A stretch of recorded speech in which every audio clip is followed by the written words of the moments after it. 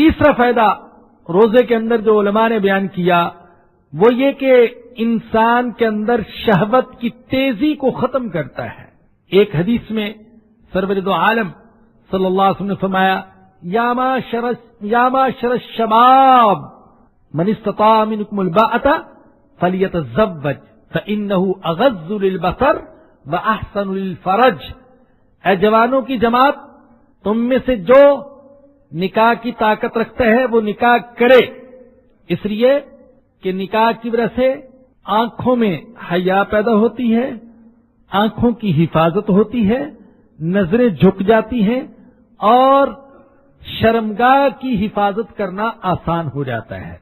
लेकिन फरमाया कि जो तुम में से निकाह की ताकत नहीं रखता तो वो रोजा रखे, इसलिए कि रोजा ये शहवत के जोर को तोड़ने वाला है।